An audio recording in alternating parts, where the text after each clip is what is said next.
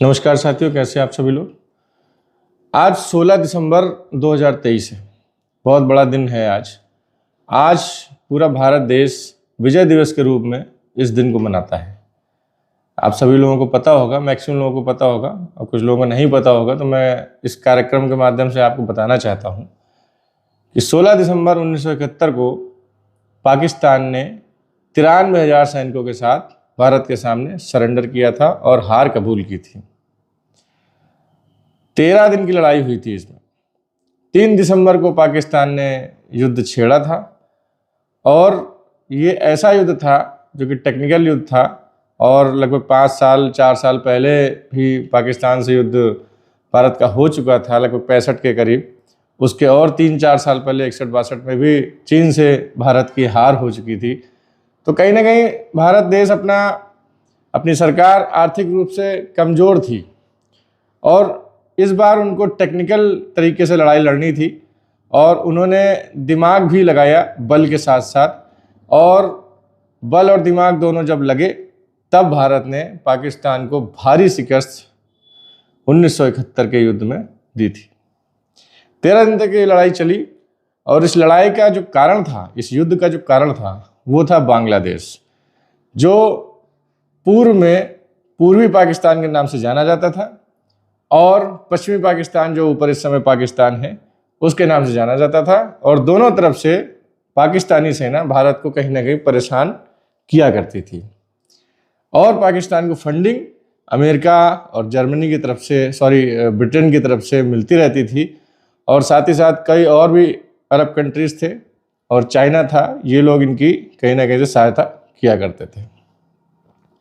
तो साथियों, मैं आपको ये बताना चाहता हूँ, कुछ अंश ऐसे हैं इस युद्ध के कि कैसे टेक्निकली भारतीय जवानों ने पाकिस्तान को शिकस्त दी, वो भी 13 दिन के अंदर।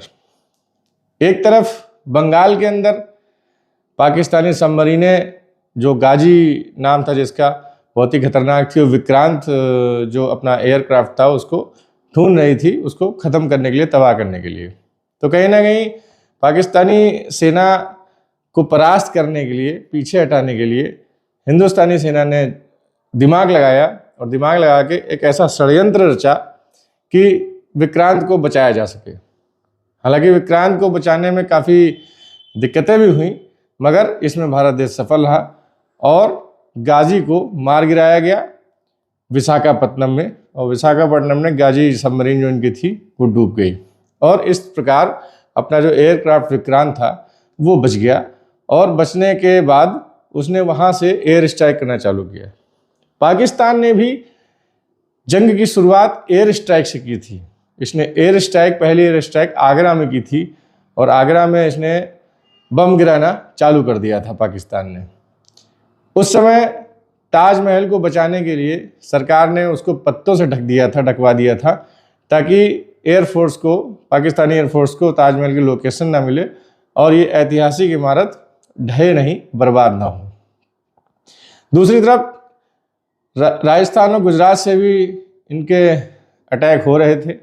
लगभग 3 से 4 हज़ार सेनाओं की टुकड़ी वहाँ से आ रही थी, और इसके पहले काफ़ी दिनों से इंतज़ार भारतीय सेना कर रही थी वहाँ पे कि पाकिस्तान आक्रमण करेगा तो उसको उसका जवाब दिया जाएगा, मगर ऐसा नहीं हुआ। कई दिन इंतज़ार करती रही भारतीय सेना। जब ऐसा कोई रिप्लाई पाकिस्तान की तरफ से नहीं आया तो फिर बहुत सारी सेना वहाँ से वापस लौट आई। मात्र 120 सैनिक वहाँ बचे हुए थे, 120 सैनिक की टुकड़ी, और 3 टैंक बचे हुए थे वहाँ पे। तो इसके साथ वहाँ पे लगभग 3,000 लोगों की सेना जो पाकिस्तान की थी उसने आक्रमण शुरू कर दिया। अब यहाँ पे भी टेक्निकल दिमाग लगाया भारत ने, और 120 लोगों के साथ 3,000 लोगों को कैसे हराया वो भी मैं आपको बताऊंगा।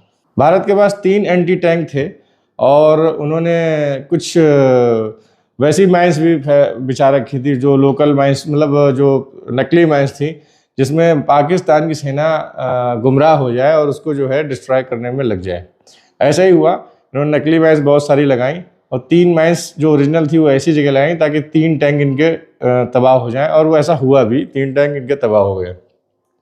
बाद में ये जो इनको खबर मिली होगी कि खाली 120 से 150 सैनिक हैं, ज़्यादा सैनिक नहीं हैं, तो इनकी थल सेना जो आगे बढ़ रही थी, तो 120 सैनिकों ने जो रणनीति अपनाई, उन्होंने कई जगहों से फायर करना चालू किया, ना कि एक ही जगह से उन्होंने फायर करना चालू किया, अलग अलग दिशाओं से उन्होंने फायर करना चालू किया।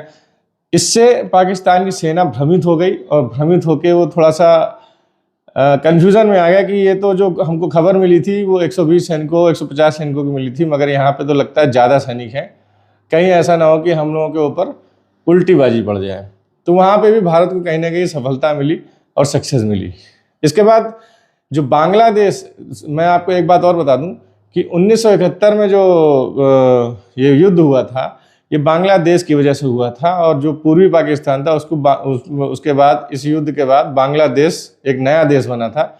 इसमें इंदिरा गांधी की बहुत बड़ी भूमिका थी, क्योंकि बांग्लादेश बनाना और पाकिस्तान, पूर्वी और पश्चिमी पाकिस्तान को अलग करना बहुत ही ज़रूरी हो गया था भारत देश के लिए। कहीं ना कहीं ये दोनों तरफ से दिक्कत वाली बात थी, और पाकिस्तानी सेना ने बांग्लादेश में काफ़ी अत्याचार भी शुरू कर दिया था।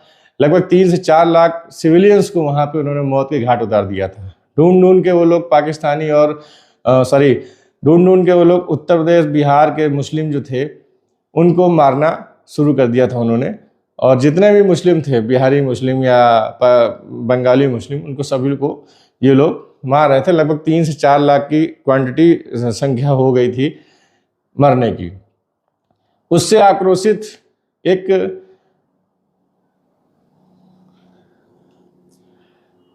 भारत देश ने यहाँ पे भी एक कूटनीति चली और टेक्निकल कहीं ना कहीं उनको सफलता मिली। उन्होंने एक वाहिनी बनाई, मुक्ति वाहिनी।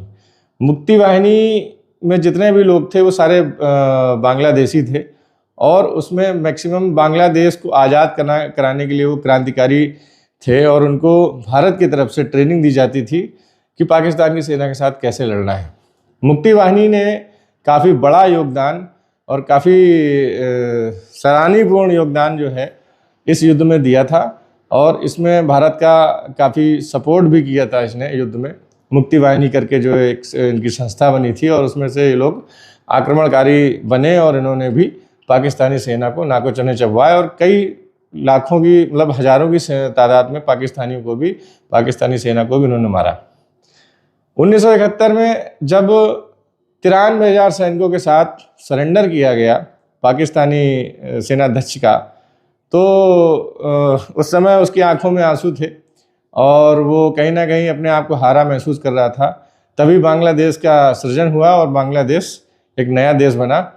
और उसके बाद फिर जो बांग्लादेश के जो बड़े नेता थे, जब चुनाव हुए थे 71 से पहले, तब वो पाकिस्तान से भी और पश्चिमी पाकिस्तान से, पूर्वी पाकिस्तान से भी वो इलेक्शन में जीत गए थे। इसी का खामियाजा उनको भुगतना पड़ा। पाकिस्तानी सेना ने उनको उठा के कराची में जेल में डाल दिया था। इस युद्ध के ख़त्म होने के बाद लगभग 1 साल बाद शिमला में एक समझौता हुआ। शिमला के समझौते में ये बात निकल के आई कि जो बंगाल में जिनको कैद कर रखा है उनको छोड़ दिया जाए, उनको छोड़ के बांग्लादेश भेज दिया जाए। तब 93,000 सैनिक इनको वापस किए जाएंगे और बांग्लादेश एक नया देश बनेगा और पाकिस्तान को इसमें कोई आपत्ति नहीं होगी। तो साथियों, कहीं ना कहीं 1971 का जो युद्ध है वो कई मानों में भारत और बांग्लादेश दोनों के लिए बहुत ही हिस्टोरिकल युद्ध है, और इसको भुलाना इतना आसान नहीं कहेंगे, क्योंकि इसमें 93,000 सैनिकों का जो सरेंडर था वो दूसरे विश्व युद्ध के बाद सबसे बड़ा सरेंडर माना जा रहा है। इतना बड़ा सरेंडर किसी भी देश ने अपने सैनिकों के साथ नहीं किया था। दूसरे विश्व युद्ध में किया गया था सरेंडर, मगर दूसरे विश्व युद्ध के बाद 1971 में इतना बड़ा सरेंडर ये माना जा रहा था। इतनी बड़ी संख्या में, जो लगभग 1,93,000 से 1 लाख के बीच में जो सेना थी, उसको पूरी 1 साल कैद में रही थी हिंदुस्तान में, और शिमला समझौते के बाद इस सेना को छोड़ा गया था। काफ़ी लोगों की जान इसमें गई थी, हज़ारों लाखों की जान इसमें गई थी। कई हज़ार सैनिक पाकिस्तान के भी मारे गए थे, कई हज़ार सैनिक हिंदुस्तान के भी मारे गए थे, मगर भारत ने शौर्य और दिमाग का परिचय देते हुए पाकिस्तान को नाको चने चबवा दिए। उसके बाद से अमेरिका और ब्रिटेन और जर्मनी, ये तीनों देश जो पाकिस्तान का सपोर्ट करते थे, तो कहीं ना कहीं रसिया हिंदुस्तान का सपोर्ट करता था। तो कहीं ना कहीं इस युद्ध के बाद हिंदुस्तान की जो छवि पूर्वी देशों में, पश्चिमी देशों में बनी, वो अच्छी बनी और उसके बाद लोगों ने हिंदुस्तान को सपोर्ट करना शुरू किया। हिंदुस्तान ने इस युद्ध के बाद कुछ ही सालों में परमाणु का परीक्षण भी किया, क्योंकि उनको अब इस चीज़ की नीड हो गई थी कि नहीं, हम किसी से पीछे नहीं हट सकते हैं, हमको अपने आप को ताकतवर बनाना है। और लगातार आज भी भारत देश अपने आप को ताकतवर बनाता जा रहा है। हम लोग तरक्की कर रहे हैं कहीं ना कहीं, डिफेंस को लेके, एजुकेशन को लेके, और बहुत सी चीज़ें हैं उनको लेके। हाँ, कुरीतियाँ होती हैं, हर देश में कुरीतियाँ होती हैं, हर देश में घोटाले होते हैं, मगर इसका मतलब ये नहीं है कि विकास और विकसित की जो भावना है देश को लेके, उसको हम लोग कहीं ना कहीं साथ में लेके चलें, सारी दुनिया, सारी जनता, तभी किसी भी देश का हो, तभी देश का उद्धार हो सकता है। तो 1971 की ये घटना जो थी वो मैंने आपको बताई। आज का दिन हम लोग विजय दिवस के नाम से मनाते हैं। आज के लिए इतना ही। बहुत बहुत धन्यवाद।